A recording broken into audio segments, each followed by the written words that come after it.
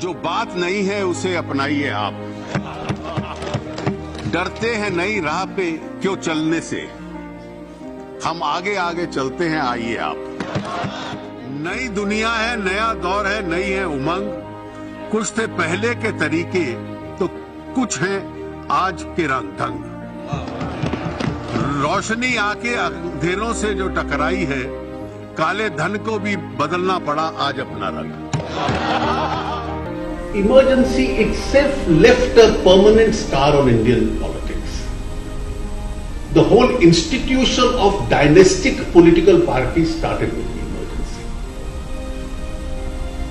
And that is one great aberration of emergency which has continued till today. And in that sense, the evolution of India from a normal democracy to a dynastic democracy, this whole process started actively with that phase. And that is still continued, and therefore people have even mentally reconciled to political parties which are controlled by individuals or controlled by a family here or there. I personally don't think it's now possible with the kind of global opinion, probably a more independent Supreme Court, Article 21 being non-suspendable, to ever repeat that situation. But then that lesson has left an interesting tale. संघीय ढांचे के संबंध में कई प्रावधान किए गए, लेकिन पहले 20-30 वर्षों में संघीय ढांचे का इतना महत्व है ये बात समझी नहीं गई, क्योंकि उस वक्त लोगों को लगता था कि शायद देश की एकता बरकरार रखनी है, sovereignty and unity is to be preserved, और उसके लिए यूनिटरी स्टाइल शायद बेहतर होगा।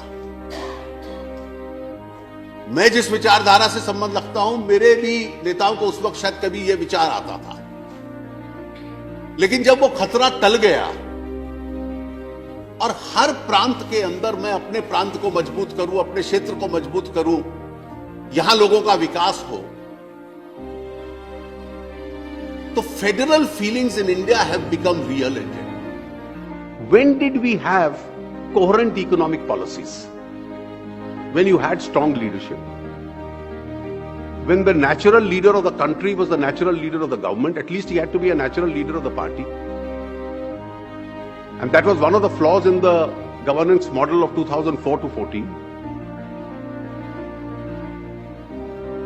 And therefore the kind of adventurism with a combination of rivals which is being attempted is a certain recipe for a disaster.